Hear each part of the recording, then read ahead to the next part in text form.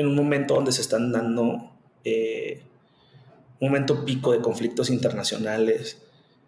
Parecería que la humanidad, por un lado, está haciendo herramientas de mucho futuro y al mismo tiempo no nos podemos poner de acuerdo donde vamos a pintar la raya entre tu tierra y mi tierra, y eso es justificación para asesinar a otros. Entonces, volver un poco a esa base de empatía, de conocer un poco más el background de otros, creo que sería de mucha utilidad antes de tomar un approach agresivo, ¿no? Eso siempre pues no significa dejarse de los demás, pero empezarlos a considerar sería un gran inicio, yo creo. Hola, soy Magali Bejar y esto es Tiene que haber algo más. En el podcast desarmo la historia de profesionales valientes que se transformaron para alinearse con sus valores. Analizamos el camino para entender cómo lo hicieron. No sé si sabías, pero todas las semanas escribo en el correo semanal donde hablo sobre cómo navegar el mundo profesional, el trabajo remoto y lo que yo voy aprendiendo en el podcast. Anotate en el enlace en la descripción o recibilo el próximo jueves en tienequehaberalgomás.com/correo. Estabas escuchando a José Laluz López. José es fundador de Delt.ai, que fue adquirida por Albo. Él tiene más de 10 años de experiencia en áreas financieras y de negocios trabajando en startups y grandes corporaciones.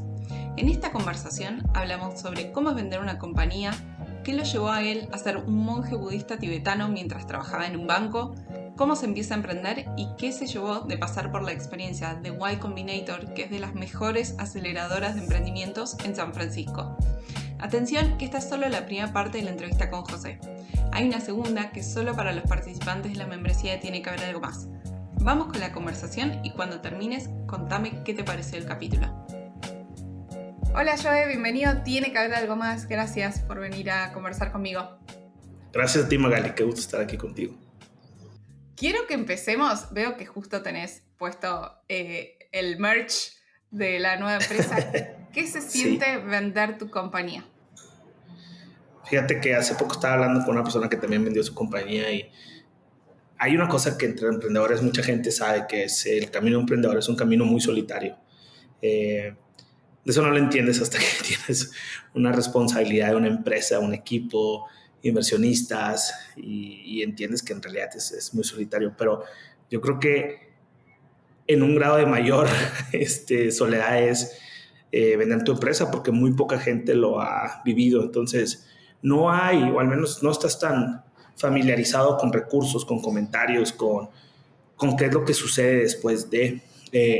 creo que toda la gente que empezamos a hacer una empresa, todo el tiempo estamos pensando y buscando puntos mágicos bien conocidos, ¿no? Como el Product Market Fit o los primeros $100,000 de revenue o ser Unit Economic Profitable o ser totalmente rentable. Hay como todas estas cosas que hay libros y libros y podcast y avance, pero una vez que vendes, pues no hay muchos libros de eso y de cómo va a ser y qué vas a sentir y qué va a impactar, ¿no? Entonces, no sabes ni qué esperar, y sobre todo como es un outcome en el que realmente no estás pensando y no deberías de estar pensando nunca, ¿no? O sea, ser un desperdicio de tu tiempo pensar en eso. Y justo por pensar en lo correcto, que es a lo mejor estos temas que mencionaba, resolver un problema, atender a tu cliente, hablar con ellos, sabes que ese debe ser tu trabajo. Si tu trabajo está bien hecho, por definición, no estás revisando qué onda con vender tu compañía y el día que la vendes no sabes nada, pero no podrías, yo creo, llegar a esto si no estás enfocado en lo correcto, que es tu mercado. Entonces, es un poco es una ironía, pero ni siquiera es un problema, ¿no? Es una gran, yo creo, sensación al final de cuentas, ¿no? Para responder a tu pregunta, yo creo que es un punto de validación muy grande y muy fuerte para cualquier emprendedor que tu producto sea tan valioso que otros quieran tenerlo, ¿no? Entonces, eso definitivamente trae bastante retribución para toda la gente o sea, para ti, por retribuir a toda la gente que estuvo confiando en ti, apostando por ti, apostando por el proyecto, esforzándose porque las cosas sucedieran. Entonces, es como una especie de payback para todo el mundo, y eso pues algo que cualquier persona de negocios quiere lograr, ¿no? Hacer ese payback a toda la gente que invirtió en ti. ¿Y qué pasó el día después de que cerraron? ya hicieron toda la parte burocrática, todos los procesos, terminó oficialmente la adquisición. ¿Cómo fue tu día después?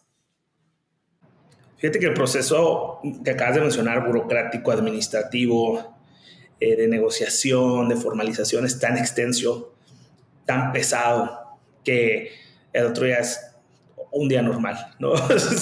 La línea para vender una compañía, y creo que todo lo que comente aquí va a ser pues solamente mi perspectiva, ¿no? Habría que hablarle a lo mejor a aquellos que han vendido varias compañías o juntar la experiencia de muchos si pudiera cambiar, pero en mi experiencia personal yo te puedo decir que el siguiente día fue el día más normal de mi vida, ¿no? Me preguntaban a veces, ¿cuándo comenzó esto? Tampoco sabes cuándo comienza, tampoco sabes cuándo termina, ¿no? Hay fechas que sí puedes mencionar, cuando firmé el primer memorando de interés, ¿no? Cuando surgió la primera palabra o de intención de juntarnos, cuando tuvimos nosotros la ventaja de que recibimos varias ofertas de compra, ¿no? Entonces tengo por ahí algunas guardadas. Siempre digo que cuando se expire el NDA los voy a imprimir, los voy a pegar en mi casa, porque creo que esa es una de las cosas más importantes que he logrado en mi vida. Entonces, para mí fue bien interesante tener múltiples ofertas de compra, lo que jamás imaginé que pudiera pasar. Entonces, esas fechas sí existen, ¿no? Pero cuando realmente compraste, cuando vendiste, es bien difícil saber, porque hasta la fecha, justo mencionabas, ¿no? Estoy en esta nueva compañía y hay cosas que tengo que seguir pues resolviendo, de que a lo mejor tiene que ver con mi compañía anterior, y es parte del compromiso de vender, ¿no? Y ese tiempo que tú acuerdas estar en la compañía que sigue, pues es fundamental, porque para mí, creo que yo te diría, con el conocimiento que tengo ahora, que es mucho más importante el tiempo que pasas después de vender que antes, ¿no? A veces cuando te dicen por ahí, pues todo el momento te estás vendiendo. Si vas a una entrevista de trabajo, te estás vendiendo. Si vas a un date, te estás vendiendo. Si vas a un no sé qué, te estás vendiendo. Y pues cuando vas a vender tu compañía es mucho más evidente, ¿no? Estás vendiendo todo tu trabajo, todo el que hizo todo tu equipo, toda tu idea. Y firmas, ¿no? Te dan la contraprestación, ¿no? El pago, pero ahí no terminó tu venta, ¿no? Tu venta ahora es un ente vivo en el cual realmente, para mí, comienza el día que esa compañía se entrega a alguien más, y ahora sí viene las dudas, la preocupación, el entendimiento, cómo funciona. Esa es la verdadera venta para mí, ¿no? Es ahora estar aquí y saber que yo respondo por lo que se vendió. Y yo creo que eso es también muy retributivo, porque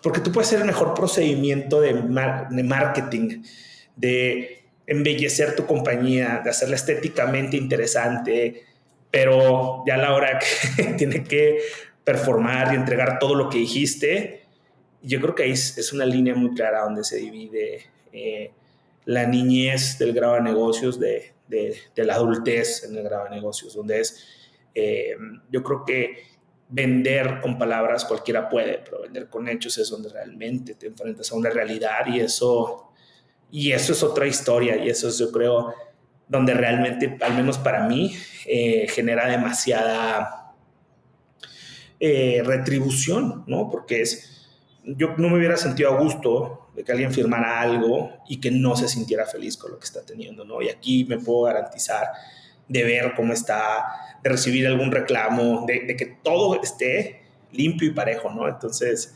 es algo que no vives y que no puedes conversar, yo creo que hasta que llegas a esa etapa, ¿no? Y lo sugería a cualquiera que no desperdicie su tiempo en eso, que se enfoquen a hacer una empresa de valor, y ya después lo demás se arreglará solo. Uh-huh. En esos 4 años de emprender, ¿cómo fue el proceso hasta llegar a vender? ¿Ustedes era algo que lo tenían como un objetivo o sucedió? Yo creo que hay gente que a veces dice, no, yo nunca quiero vender, o sí, hay que enseñar para vender. Yo creo que es irrelevante, ¿no? Lo que hay que hacer es generar valor. Y por definición, cuando algo vale, puede ser marketeado, puede ser vendido, puede ser mantenido, puedes cobrar dividendos. Entonces, nosotros, al menos, no tenía yo en mi cabeza un objetivo distinto del otro. Lo voy a hacer para vender, lo voy a hacer para quedármelo. De hecho, creo que esa es una de las particularidades de cómo yo abordé esta industria. Yo lo hice para que fuera un negocio sustentable. En las startups es muy difícil lanzar un producto que sea exitoso. Es muy difícil aguantar, ¿no? Seguro lo has escuchado muchas veces. Las carreras de los founders son complicadas, son pesadas. Yo te acabo de decir otra definición, son solitarias, es algo que nadie entiende más que otras personas que están en la misma locura. Y encima de todo esto, para mí era fundamental garantizar que lo que estaba construyendo, que el tiempo de las personas que estaba involucrado, mi propio tiempo, el dinero de los inversionistas, estaba siendo destinado para un proyecto que yo quería que fuera de los ganadores. Por definición, todas las empresas en todo el mundo son de riesgo. Es por demás sabido que más del 90% de las empresas en cualquier lugar del mundo fallan antes de 5 años. Y dentro de las empresas que tienen, que están dentro de la industria del VC, del Venture Capital, que por definición Venture es riesgo, capital de riesgo, pues aún más, ¿no? Te dicen, bueno, pues de 1000 van a caer 999. Eso es un hecho, eso lo sabes el día 1. Y mi intención no era intentarlo, mi intención era garantizar que se pudiera. Entonces, para mí, la señal de éxito era formar una compañía sustentable. Y eso implicaba varias cosas: que pudiera escalar, que pudiera ser rentable, que pudiera sostener su propio peso. Y eso es lo que me estaba enfocando. Y tarde o temprano se puede convertir en un negocio que mantienes, en un negocio que vendes, en un negocio que crea más negocios. Entonces yo me enfoqué en eso, en crear valor y después decidir qué hacer con él. Y a veces el mercado termina decidiendo por ti, como fue en nuestro caso con estas ofertas que te contaba. Un anuncio rápido y seguimos con la conversación. Desde que empezamos el podcast recibimos muchísimos mensajes de oyentes desde 59 países contando el valor que sacaron de escucharlo. Después de hablar con muchos de ustedes, lanzamos la membresía Tiene que haber algo más. La idea central vino cuando me di cuenta que yo los tenía que conectar para que se conocieran.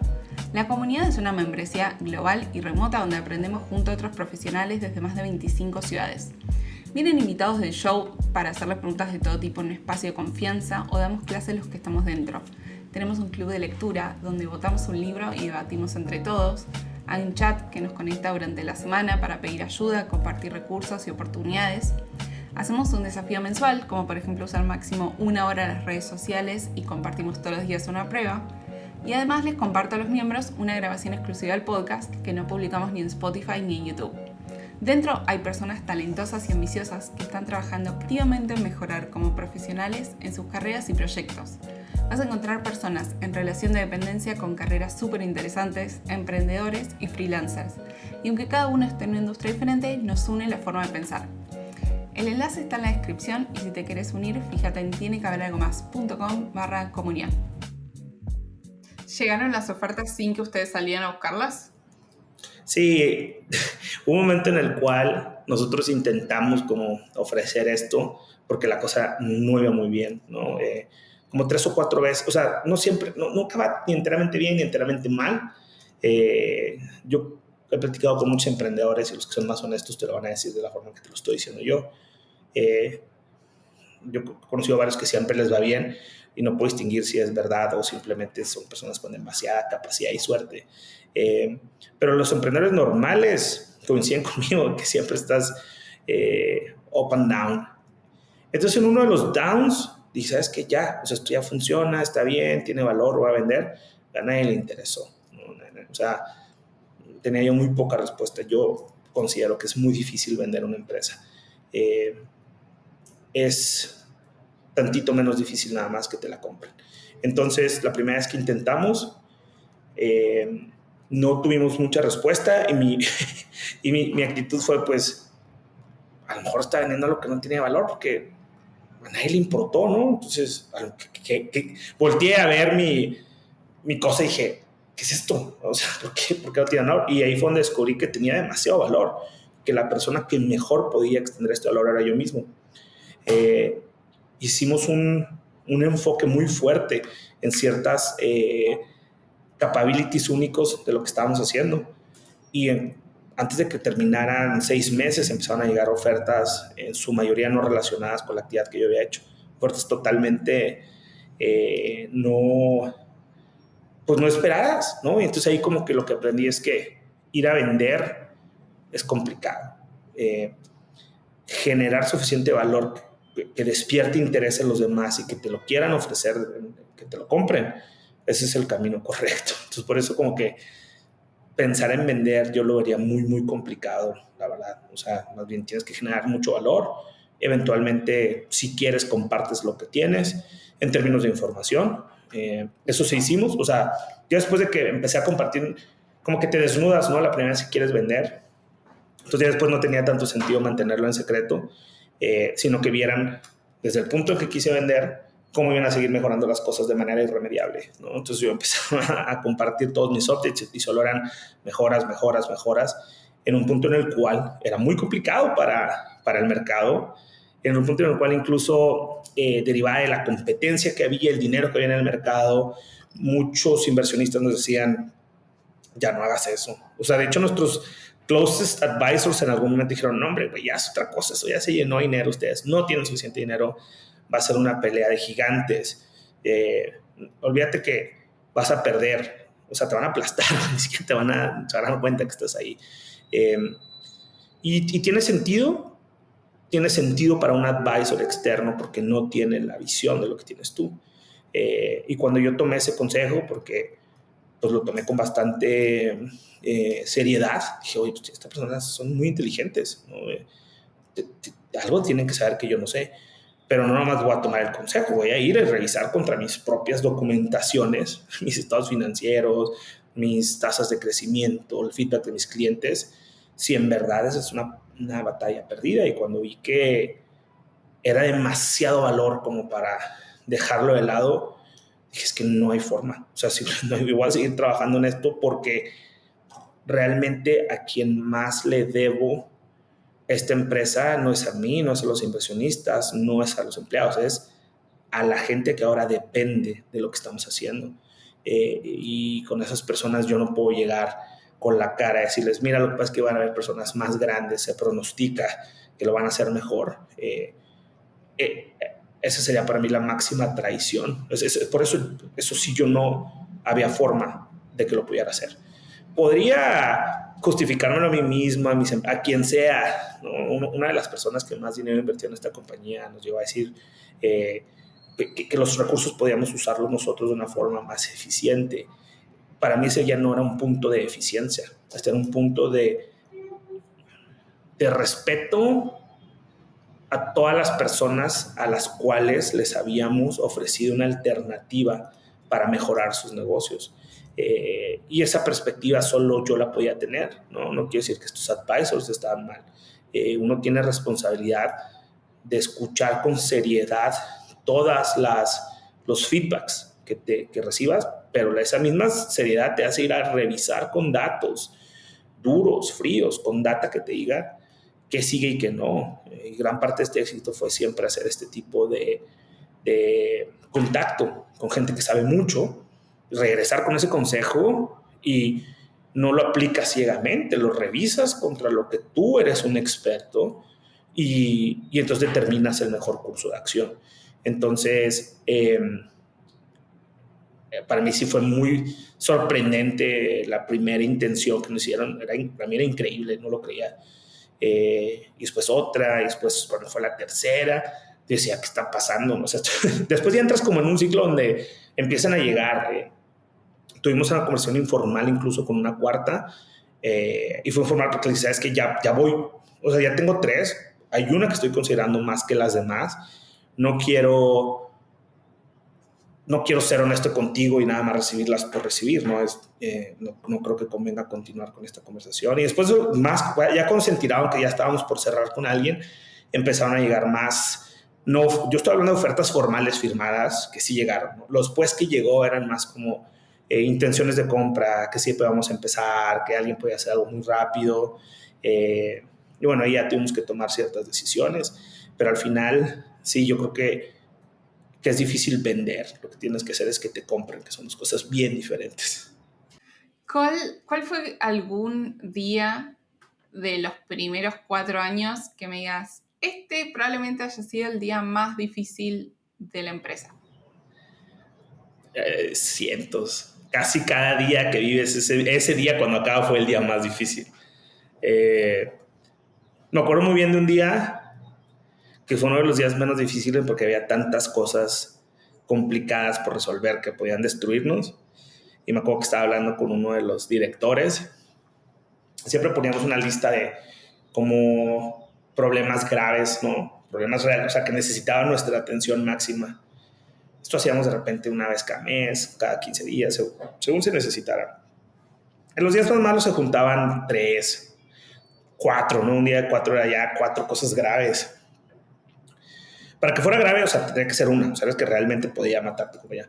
Una vez que había 8, había como 8 en la lista y me preguntaban, ¿cómo lo vamos a resolver? Yo, esta es la única vez en que ya se resolvió.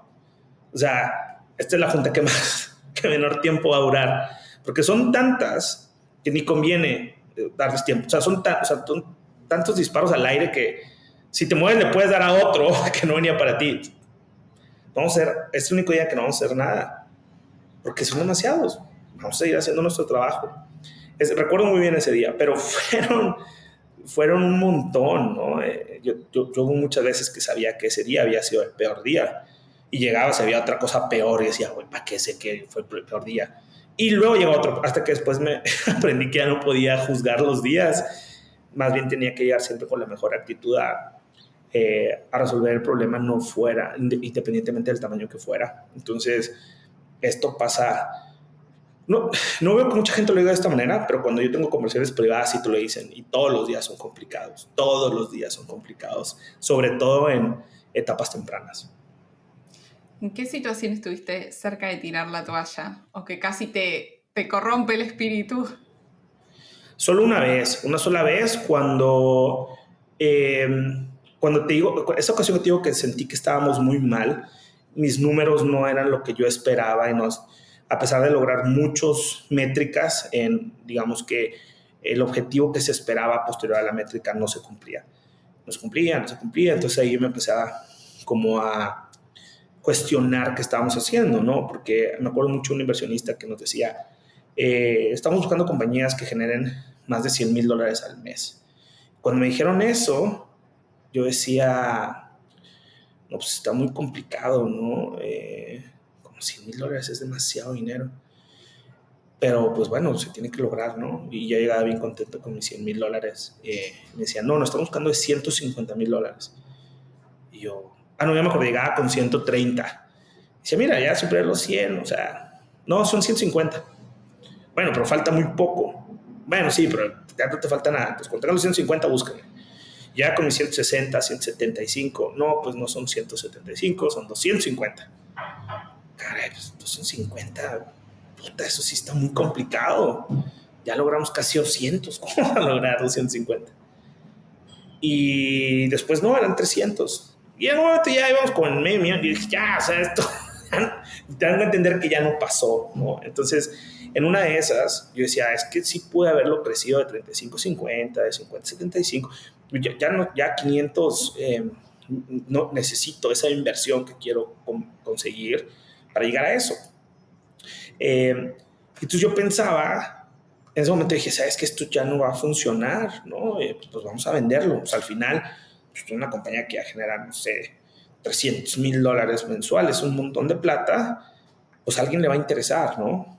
Y es cuando, digo, intentamos venderlo. Cuando veo que no regreso, digo, bueno, ¿qué estoy haciendo mal, no?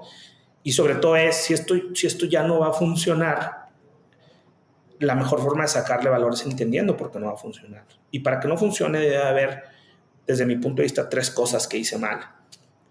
O yo soy un mal ejecutor, ¿no? Soy un mal operador. Tú le puedes dar el mejor plan de negocios a una persona muy estúpida y no va a ser exitosa, ¿no? Entonces, tienes que considerar siempre esa posibilidad. También le puedes dar un muy mal plan de vuelo a alguien, al mejor piloto, y lo vas a llevar al barranco. Entonces, esa también es otra posibilidad. Y tercera, que las condiciones externas sean completamente adversas, ¿no?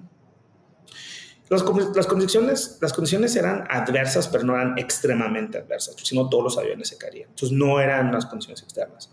El plan de vuelo, yo lo revisé Y dije, yo soy muy bueno para hacer planes de vuelo. Es muy difícil. O sea, si el plan de vuelo está mal, yo tengo que saber dónde lo diseñé mal, ¿no? Entonces me puse a ver toda mi estrategia desde el día uno. Desde el día uno. Y todas mis predicciones, todas habían sido correctas.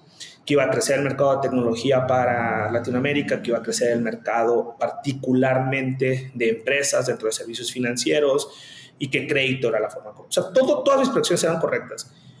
Y ahí me enojé mucho conmigo porque dije, si algo hubiera hecho mal, esto simplemente ya terminaba de cerrar la pinza, yo cierro la carpeta y listo, no pasa nada. Pero no, o sea, el plan de vuelo estaba perfecto, hasta la fecha lo considero una gran estrategia. Y la otra era que yo hubiera hecho una mala ejecución, ¿no? Y esa mala ejecución también es muy fácil de evaluar porque siempre utilizamos KPIs, mediciones. Yo había sido CFO antes, siempre he sido financiero, entonces siempre tuve datos, ¿no? Si bien o está mal, es lo de menos. Pero tener el dato para que no quede en una opinión. Cuando vi que ninguna de las tres estaba mal, entonces dije, pues güey, no está mal ninguna de las tres, o sea, no tienes excusa, ¿no? Regresa a tu casa, te bañas y regresa aquí temprano a hacer lo que estás haciendo. Y acá, o sea, en tu diagnóstico buscando cuál era el error, me di cuenta que no tenía ningún error. Más que pensar que porque no estaban sucediendo las cosas como yo quería, había un error detrás, pero era un error totalmente fantasma. Después de que fui y revisé todo, me di cuenta que no había ningún error. Esa fue la única vez que dudé, donde sí dudé y dije, es que pues esto o no soy bueno, o no hice bien mi plan, o está todo mal afuera. Nada está mal, entonces dije, jamás voy a poder volver a dudar de esto. Nunca, o sea, nunca lo hice en 5 años. Esta vez sí, ya revisé todos mis papeles y no, ya no voy a volver a perder el tiempo en algo de esta forma, ¿no? Entonces, sí, me acuerdo muy bien ese análisis que hice en mi oficina y sí fue la única vez que, no te voy a decir que perdí la esperanza, sino que dije, bueno, si los datos me revelan que algo no va bien, hay que actuar conforme al dato. Y no, los datos revelan que simplemente tenía que regresar a seguir haciendo exactamente lo mismo y que si había una persona capaz de resolverlo era yo. Entonces, pues no le puedes pedir ayuda a nadie. Tienes que regresar, sentarte en tu escritorio, las horas que sean necesarias, los días que sean necesarios y demostrar con números que el piloto es el correcto, que el plan es el correcto y que no es una cuestión externa. Además, también hay situaciones donde no hay así un problema estructural. Lo que se necesita es tiempo y seguir empujando y seguir iterando hasta que en algún momento le das en el clavo y ahí hay cosas que se destraban, ¿no? Por supuesto, bueno, hay una cosa que yo pensaba constantemente que debe haber como una especie, a lo mejor ya existe en otra disciplina como la física, donde es la conjunción de tiempo y energía. Entonces, no solo es tiempo, nosotros le decimos tiempo, pero no es tiempo a lo que nos queremos referir, es tiempo o la suficiente energía para hacer algo, ¿no? El tiempo en sí mismo no hace nada.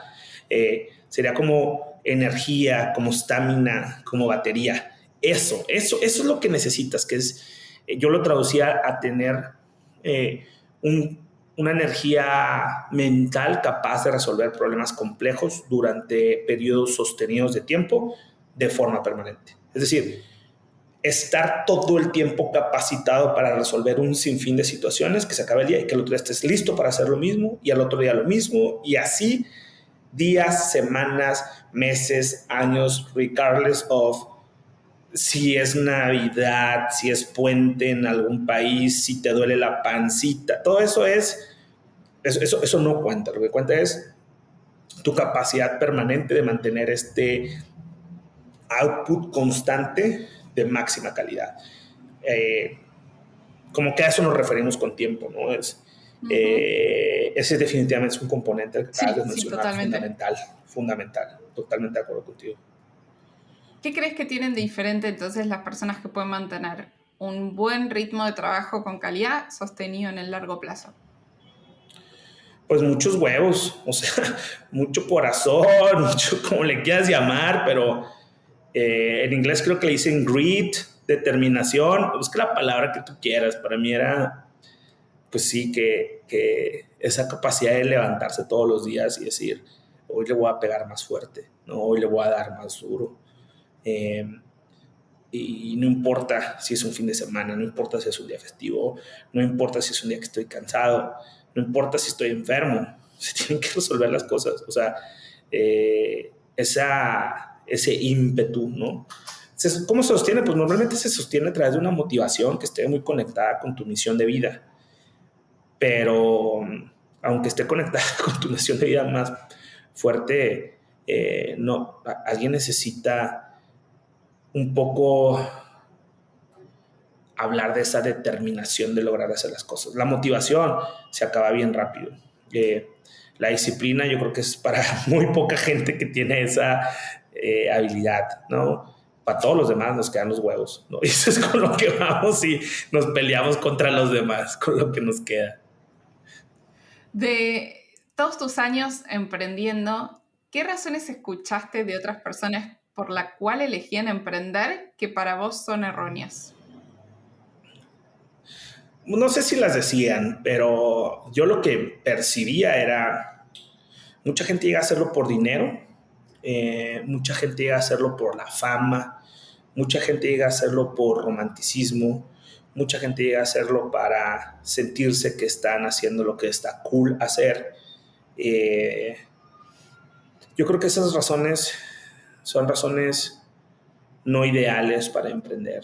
Yo creo que la razón principal legítima donde yo he visto a los emprendedores más exitosos lograrlos es para resolver un problema que nadie más puede resolver y que a ellos les importa por algún motivo, ya sea un motivo personal, un motivo superior, un motivo altruista, no importa tanto el origen, pero cuando se vuelve un motivo, cuando lo vuelves algo personal, es diferente, ¿no?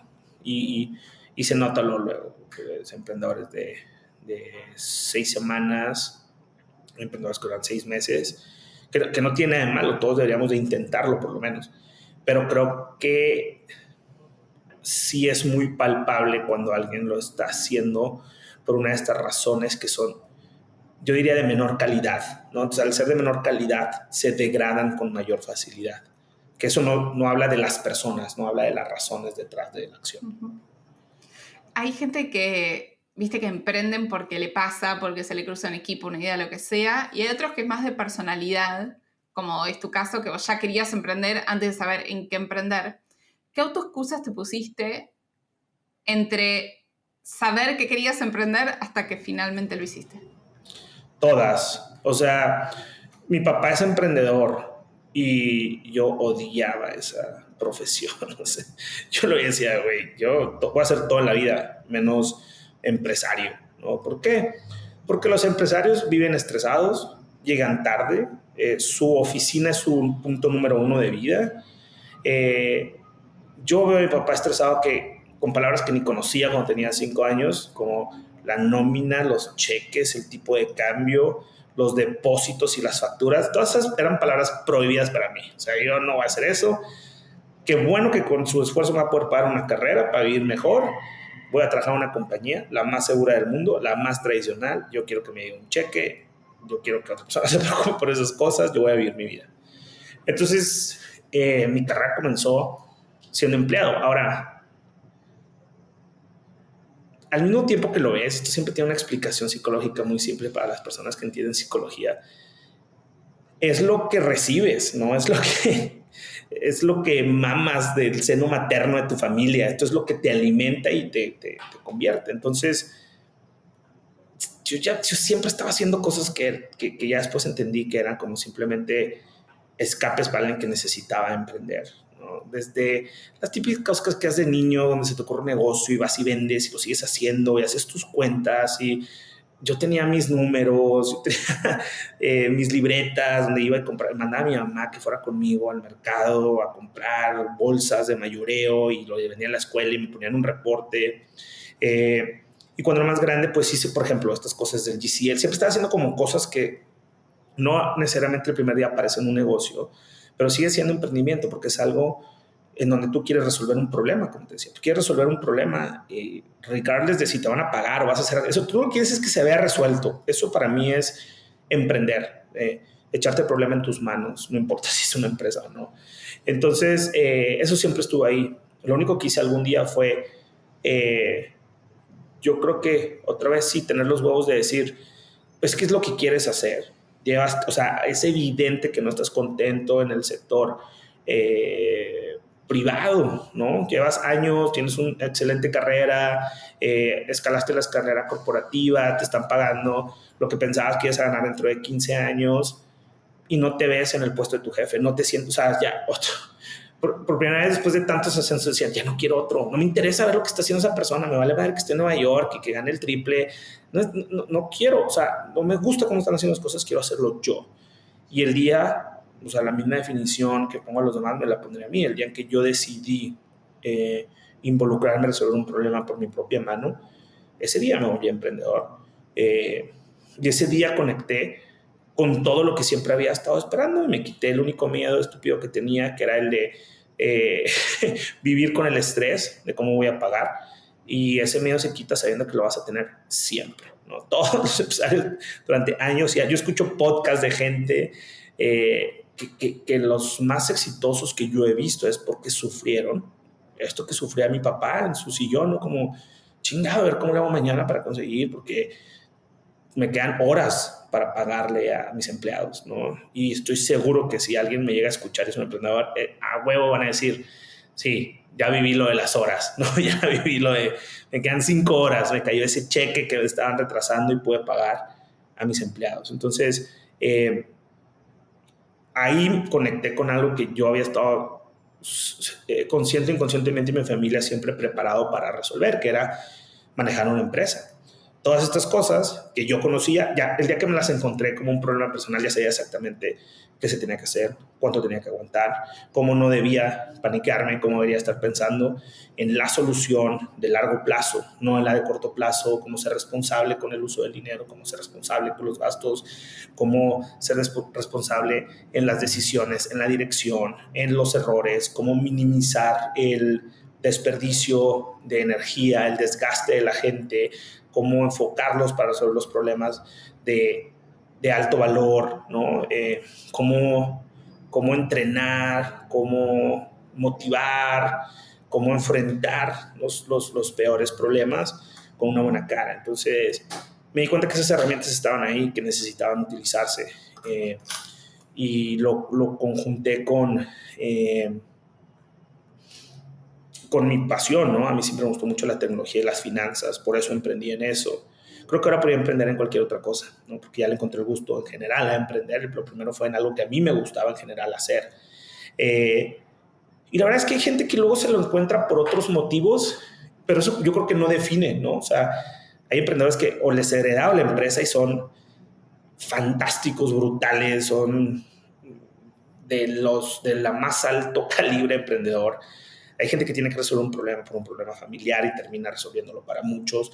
Es decir, en las circunstancias de cómo terminas siendo emprendedor son irrelevantes. Lo que sí te define es cómo reaccionas ante esas circunstancias. Y a veces una forma de reaccionar es cuando se activa el modo emprendedor, ¿no? Entonces, sí, encontrarás de todos tipos, ¿no? Alguien que su mamá le regaló una patente, perfecto. O sea, eso es para mí, o sea, el mérito no es cómo empiezas, cómo te lo... No, el mérito es aguantar, y eso sí, no cualquiera.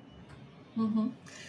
Para los que piensan que ellos se despertaron un día, tuvieron una idea, no sé qué, todo fácil, bla, bla, estuvieron un año dando vueltas hasta encontrar esta idea. Contame, ¿qué es las mejores conclusiones que te llevas de ese año sobre definir la idea y conocer a tu socio? Yo estuve como un año o un año y medio decidido a que iba a emprender. Y no emprendía nada más porque no encontraba una idea. Yo decía, encuentre una idea, no, que agárrense porque voy a emprender chingón. ¿Con qué? No sé, más. Y así como un año y medio. Ya estaba yo frustrado después del año y medio de, bueno, no puedo emprender, ya estoy listo, ya quiero hacer todo, pero pues no tengo una buena idea. O sea, ¿cómo voy a emprender sin una buena idea? Y entonces en una de estas caí en la conclusión de que, güey, pues, ¿qué tal si pasan otros 3 años? Nunca sabes cuándo va a haber una buena idea. muchas son circunstanciales. Tampoco soy tan bueno para crear ideas. ¿Qué hago, güey? A lo mejor nunca puedo ser emprendedor por no tener una buena idea. Y, y entonces lo que decidí fue, dije, bueno, la idea de hacer Delta I en realidad me da mucha risa, creo que no lo puedo decir, porque era un negocio temporal. Todo lo de Delta I era temporal. Era como, bueno, vamos a hacer una prueba de perdido. O sea, imagínate que vas a jugar un partido, ¿no? Y llegas muy temprano. Dices, güey, ¿qué hago? Bueno, voy a pelotear la bola un rato, pues para, entre que me caliente, ya como sea el partido, ahora sí. Pues de repente empezó a pelotear la bola y se empezó a juntar gente y de repente eso ya era el partido, ¿no? Y, y es muy obvio porque cuando yo no encontré la idea, nunca, intenté informalmente, hice workshops, no te imaginas, luego te contaré todo lo que hice para encontrar una idea que nunca encontré, porque tuve varias ideas conatos de emprendimiento. Pero cuando resumime así nomás qué cosas hiciste para conseguir ideas. Bueno, después de que te diga cómo llegué a esto, te cuento qué pasó por el medio. Y entonces, al final de todos estos intentos que ahora te cuento, fue, pues mira, vamos a una empresa en lo que luego llega la idea.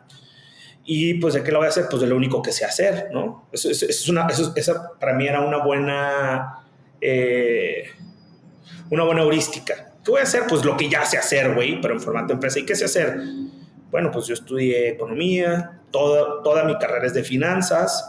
Lo que siempre he hecho es ayudar a empresarios a resolver sus problemas financieros, siendo director de finanzas, gerente, analista, CFO. Entonces voy a hacer algo así por mientras, ¿no? Es un negocio que no le veo mucho futuro, pero mientras que llega la verdadera idea explosiva, ¿no? Pero bueno, ¿cómo lo hago? Bueno, pues vamos a darle un corte tecnológico porque al final quieres ser una empresa tech.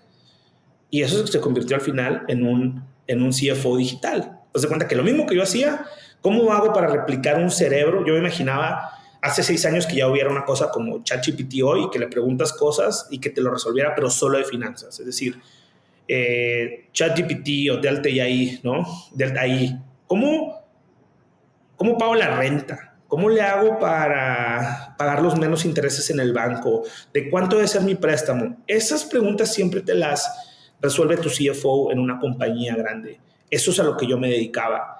Entonces yo decía, ¿cómo replico mi cerebro para que le sirva a millones de empresas en Latinoamérica? Y eso fue Delta I. Por eso se llama AI, ¿no? Porque Delta es una palabra muy conocida. Bueno, Delta es una palabra muy conocida internacionalmente en el mundo de finanzas porque la robamos de la matemática, significa cambio. Difference, por eso usa la delta. Entonces, pues ves los cambios entre un mes y otro, un año y otro, un cuarto y otro. Y ahí es porque esto lo va a hacer un cerebro mágico. Hace 6 años estábamos un poco adelantados a nuestra época. Y entonces dije, pues vamos a empezar a hacer algo. ¿Cuál es el problema que necesitan las empresas? Pues una máquina que les resuelva esto. Y cuando quise hacer eso me di cuenta que no solo yo había pensado que habíamos avanzado mucho como sociedad de negocios, estábamos mucho más atrasados de lo que yo me imaginaba. Ni siquiera podíamos abrir una cuenta de banco. Entonces, abrir una cuenta de banco era un pain, conseguir una tarjeta de crédito era un pain.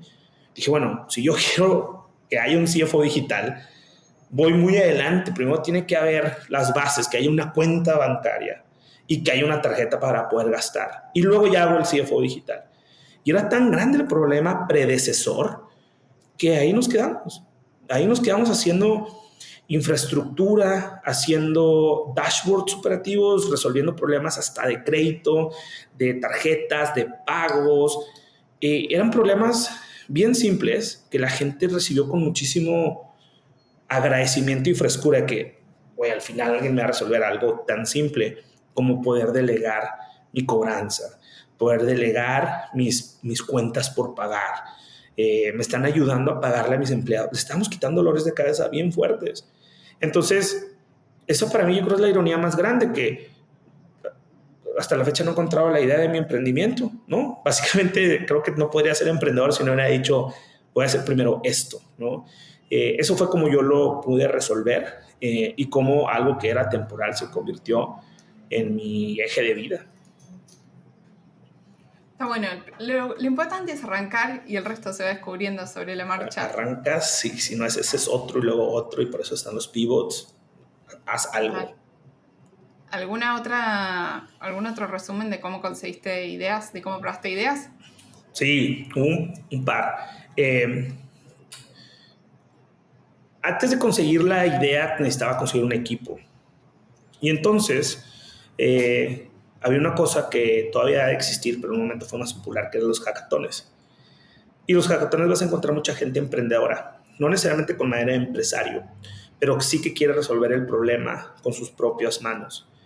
Y cuando tienen tanta pasión por resolver un problema, van a resolver cualquier problema. Y para eso es un hackatón. Un hackatón lo que hace una persona es: oigan, chavos, tengo un problema, ¿no? Y les voy a dar tantita pizza, refrescos ilimitados y agua. Entonces, imagínate, con un precio tan bajo, hay gente que se levanta temprano el sábado, no hace nada con su familia y no hace nada para ellos, más quiere resolver el problema que alguien más le puso.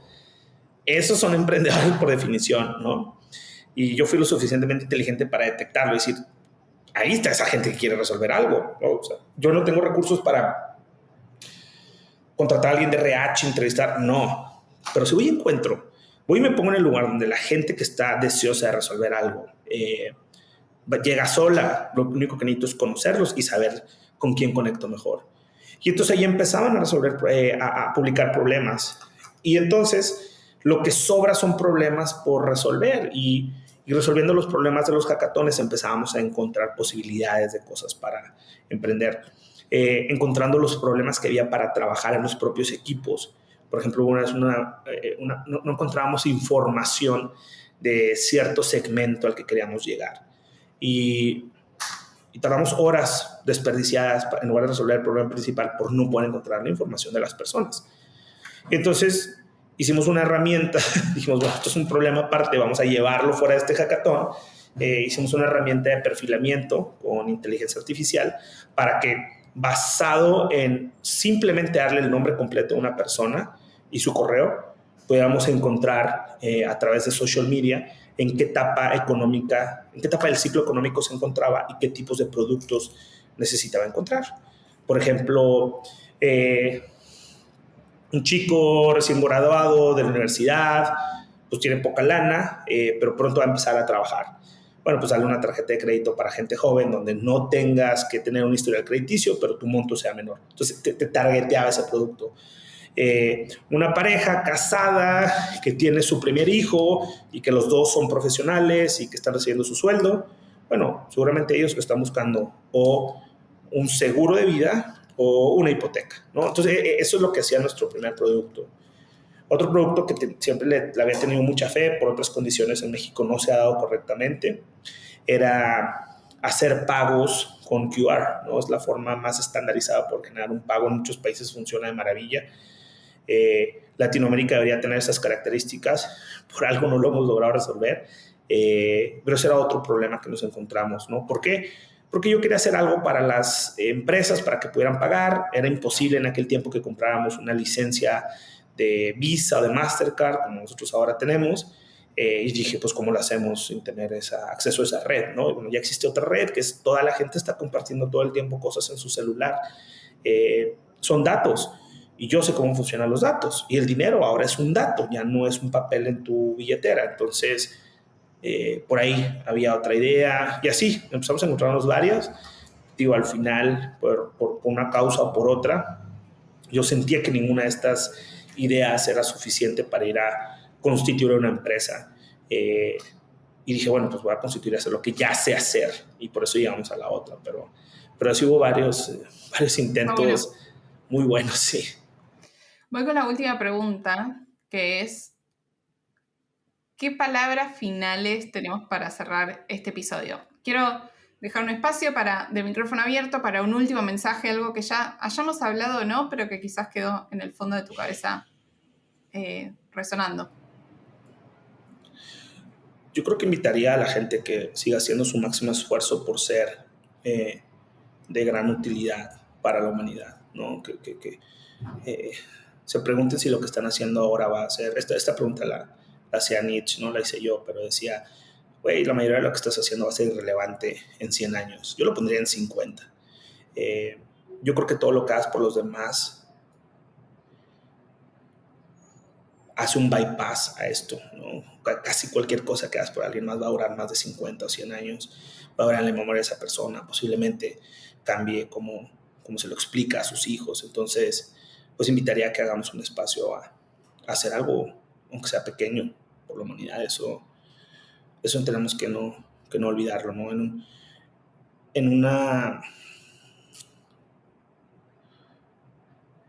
Creo que en